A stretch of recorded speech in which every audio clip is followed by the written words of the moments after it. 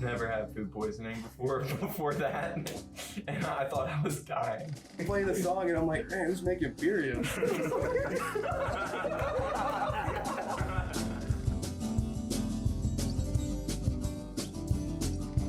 Hey everybody, we're here at Texas A&M University-San Antonio with Cinema, and we are live in the newsroom.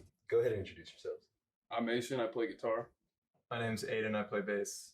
I'm Mason, I play drums. I'm Caleb, I sing and play guitar. Awesome. Great. First off, just thank you guys so much for coming out here, coming down. Welcome to the university. Tell us what it's like coming up like in the Denton and Texas scene. Anybody can go. I think it's just cool that there's so many bands around that area and that there's like such an alive scene that's so close to us. I think it's really cool. Yeah, like in San Marcos, it's definitely a live scene, but like in Denton, it just seems more like a community, you know? Like everybody's kind of more interlocked, or you go to a show and it's like everybody's attention is on who's playing or what's going on. And like you go to like a San Marcos show or something else, you just don't really get all that like attention on the artist, I guess. So What's it like been like touring around? Where have you gone? Where have you been? What's your favorite places to stop? We went east for the first time last year, or this past year. That was our first time going out of state. We played Connecticut and New Jersey. Honestly, the East Coast was my favorite like place I've been so far. That was my first time going to the East Coast. This summer we did a whole West Coast tour. We went from San Diego all the way up to Seattle, and I think all of our favorite stop was Seattle. Seattle was the coolest place we went. It was just a really cool city. I don't know, but it was really fun. Tour was awesome. I definitely think like just being around people like the kids in Kiowa and One Way Mirror, like they're young, man. We're unks. Like we're unk status to them. It's crazy. They're like, you got Tate, who's I think he's 16 right now. I think it's crazy. And they're super big and they're super like enriched in culture, and you just don't see that over here. So going over there and like just kind of experiencing it all, traveling with them and going to these different places, like it was definitely probably one of the best things we've done. It was a journey. We had our ups and downs, but overall I think like it was a great experience. When you said you had ups and downs on tours, what were like some of the downs? You can get into that. The down would probably be the van we were traveling in first. Yeah. We were in a Honda Odyssey, and so we had 5 of us in the Honda Odyssey. That kind of sucked. Yeah. Probably get a bigger van next time. Yeah, because we had all our gear, but on top of like all our personal things that we brought. So it was just like anytime we played a show, like we had to rearrange the van just to get out. It's like you pull up and it's like, yeah. we got to do the thing. Rearranging the van was like part of like the schedule, like every day basically. Yeah. Getting to Arizona and then from Arizona to California was kind of painful. Like that was like 17 hours, I think, to get there. And then after a few days in California, then we drove like 8 hours up further north again. So it was just a lot of driving, and then just being in a van all day just sucks. I'm sorry, dude. I can't sleep on a floor in a venue with 30 other people. I just can't do it, man. I can't find comfort. So it's always like, maybe we're a little prissy or something, but we needed a bed to sleep in. I mean, that's the only way we'd wake up, like, or a couch, yeah, like just something. That was the arrangement. You guys would sleep on the venue's floor. Well, that was one of them. At one point. Where was that at? Portland. Yeah, I think we just got a hotel that night. Yeah. we probably spent most of the money we made like on hotels and B&Bs. I remember another down we had. I got food poisoning in LA.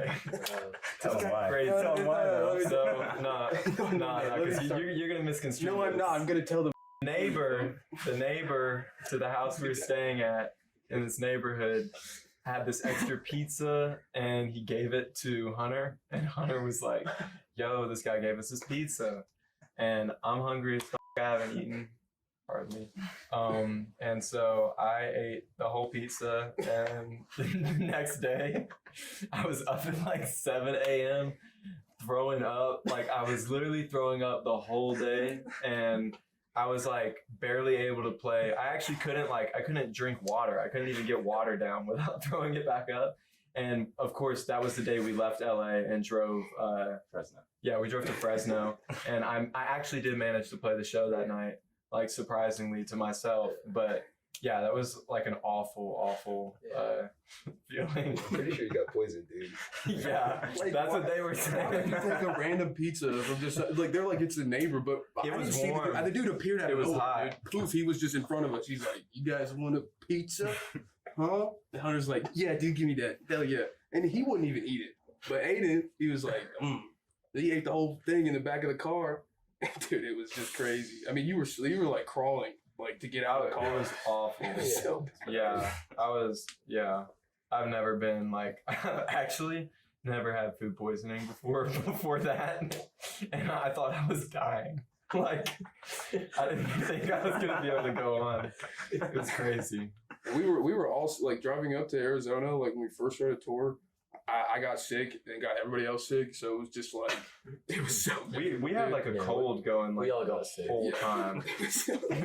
And Like right nobody was healthy. It was- You guys are just carrying disease all across Yes, the country. yeah, Yeah. pretty much spreading it city to city. Mhm. You know. colonial stuff. But I was like, when we got out of LA or like California, when we got into Oregon, we were like, like we could breathe, you know? Yeah, It felt the good. air cleared up when we left California for sure. Moving on, we'll talk about why you make like screamo / like emocore music. Like, how do you think it helps you get your message across to your audience, and then kind of expand on what your message might be? I don't know, it's a different form. It's a different like. There's just a different community with it for sure. I think like, you know, every musical genre has its own like close community, but you know, we kind of fit in with the Screamo group, so we ran with it, and I enjoy it. You know, they're all super accepting, and it's dope. And I think like when we first started our EP, I would say that was more of like our going for like a Screamo type of thing. I mean, I don't know if y'all agree, but Yeah. it was way softer and like a lot more DIY, I guess. And then as we continue to be a band, we realized, you know, like, oh, we want to do something a little heavier. We want to add, you know, different types of breakdowns, clean parts, mix it up. So I think like we kind of evolved that sound. It didn't just like appear right in front of us and we grabbed it. You know, we had to kind of like work through each other and I guess learn each other and play with each other more. And damn, that sounds bad. You'll cut that out.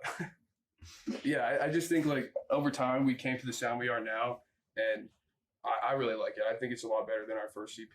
Like production could, you know, we have a little problems with the production of our new album, but I think like overall the sound of it, like I get a lot more joy from playing it, definitely than the other stuff.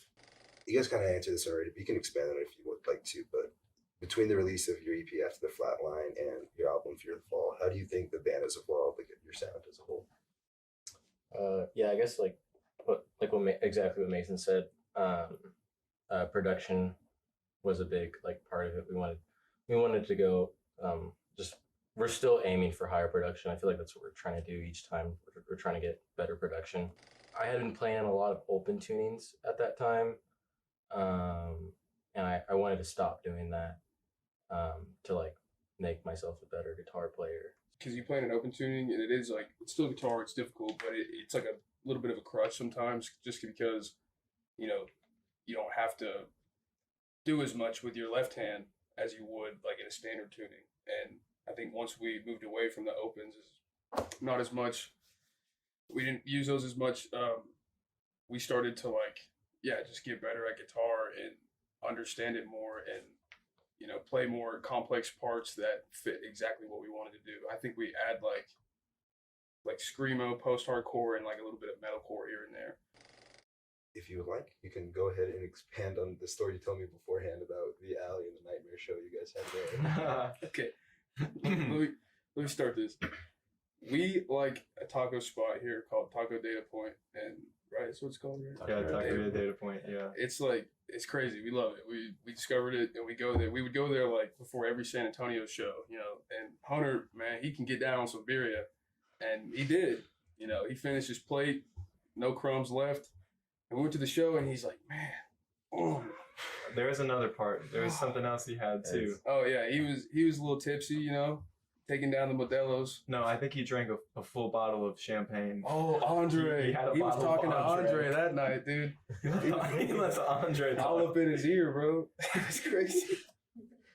Like it was so hot in there, you know, like the alley, it's a very small venue. And They had those moving blankets. They had moving. So number one, they had no AC.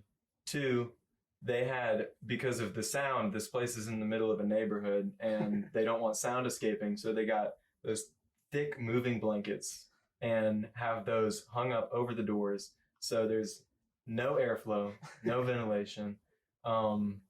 Yeah, there's, what did you say? There's supposed to be a maximum of what, like 40 something people, 80? Yeah.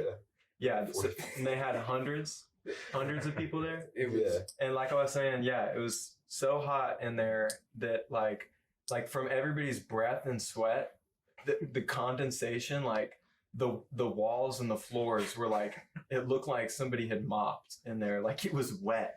People were sliding around.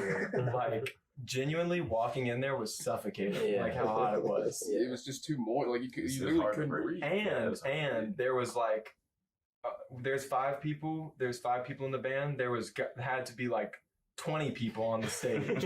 Like genuinely, there's so many people up there. It was Steppin unplugging his stuff. It was like, well, we like, I love that, like, you know, everybody wants to get in close and wants to sing our songs and stuff and you know, experience it, whatever. But like, man, you got to let me play. You know what I'm saying? Like, you and got not to in back the up. damn alley. Yeah, It was and too hot. The stage there is like a 3-inch lip. I mean, and then it goes up another level, but there's not enough room. And I'm standing on this 3-inch lip, man. My heels are hanging off. It's just, and these people are pushing me into the amp, and we just kept telling them, we're like, hey, can y'all please back up? Like, we can't breathe, we can't play. You know, I was saying earlier, some huge guy that was trying to protect me fell on me for a whole song. I mean, I'm just laying on the stage, like, you know, like, this is great. I love this. DIY, baby. Yeah. And literally, you know, after that, it was like, I'm going to just start throwing elbows. Like, and we're trying to get them off of us or whatever. Love our fans are great, but like, back up. And Hunter, you know, he kept saying on the mic, he's like, please, please, please back up. And then finally, he's singing the song. We're the big drop of Tears on the Moon, 02, and man, he just chucked it. He spewed it, man. It It's was a great crazy. video It of was it. like, It wasn't just a little bit. It was like a lot. it was so much, man. We finished it. It was great. We Yeah, kept but it playing, stunk. yeah. Man, it was bad. Yeah, They finally- I didn't hear or see him throw up. I smelled it before anything else. Yeah, I know, Because of right? how hot it was. Dude. We're playing- It was like, what the fuck is that? We're playing the song, and I'm like, man, who's making birria? And then finally they backed up though. I mean, they all got away from us. Yeah. Like, thank God. It's just, we had to sit there and clean it up, you know. I had to throw away my cables after that night. Did you get anybody? Oh yeah, man. Yeah, It was a a lot of- splash lot of zone, shit. dude. It was like Splash Mountain. It was crazy. It was insane. It was great though. I mean, everybody, he puked and rallied, man. He really showed them how it's done. And everybody was like, fuck yeah, Yeah. he's great, awesome, yeah, Sima. We're like, damn, dude, that was disgusting. That was gross. And like, we'll show you the video, but like, I mean, man, you could see he's sitting there on his knees and it was great. It was a great show though. Yeah, I loved it. Loved every That was second really of it. It fun. was awesome. Yeah, I'll never forget that. Yeah, it's great. Another thing that you were bringing up before this is that you used to work at a warehouse. On this interview. Yeah. And how is that going for you now?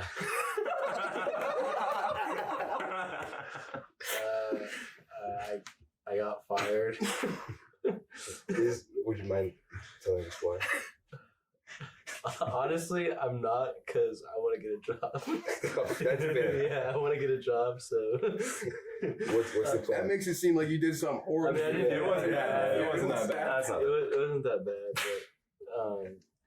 but yeah, I got Hunter's dad actually is the one who fired me.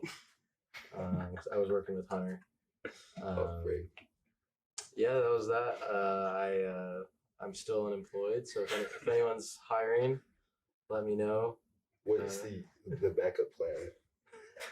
What's the new creative move that you're Don't making? you start that in your back pocket? I feel like I started project. I started rapping. about a month ago, right after I got unemployed. I've made about 40 rap songs. If you like, I want to say it's kind of like if you like Fawny, if you like Lucky, if you like Blade, Young Lean, Black Cray. You know, yeah, I kind of like to mix a lot. When's the mixtape coming out, dude? You got 40 songs in your catalog. Yeah. I'm actually. I think. We're gonna drop an EP. Probably like this week. It's gonna come out before this episode. Yeah. It'll probably be out. If you want to follow the Instagram, it's Bugga. 12 A's. BUGG 12 A's. Yeah. My partner is Bugga. I'm Nemo. Oh my God. I love it. What inspired you to make the jump from emocore to rap? I think I just realized I would rather be known as a rapper than than an emo vocalist. So, but then, Cut that out.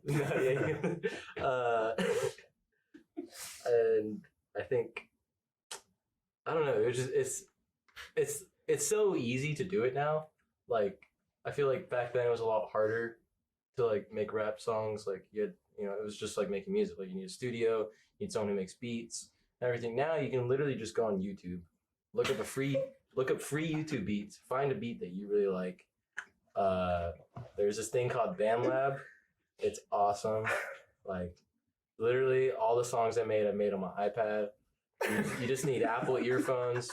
Get you some good presets, and it'll sound awesome. You guys gotta talk about your what you do outside of the band. Yeah, I'm a rapper too. Like we did have another side project that me and Aiden were part of. That kind of dwindled. We just don't do it anymore, and not really anything. I go to school, so doing that. You're a full-time student. You don't work. I do work. I got an online job, thank God, but they don't pay very good, man. I'm struggling, dude. Please help me. We're getting raising canes. Yeah, I'm a student too, and we're both at Texas State. And then I'm also taking audio engineering classes at community college. So I'm doing all that. I'm a student as well. I'm doing audio engineering at my local community college and just working. That's about it. Where'd it go? Clean socks, clean underwear. Oh, so yeah. Do we? So okay, and Hold on, I was talking about it. You do. So, all right. I'm not sure exactly how the topic came up. Well, it was because you're wearing some dirty it's ass because my socks are dirty right now. They're stained from dirt. I just mentioned that, and Aiden was like, I was like, yeah, I just forgot to switch my socks. To be honest, I was really tired yesterday. I just didn't feel it. And Aiden was like, dude, I can't do like dirty socks. Like he was like, I'd rather have clean socks than clean underwear, and I was just like, whoa, that's kind of just like crazy. This is kind of a crazy Brought the state. clean underwear you to know? play. So Yes. yeah, I tend to keep myself pretty clean down here, right.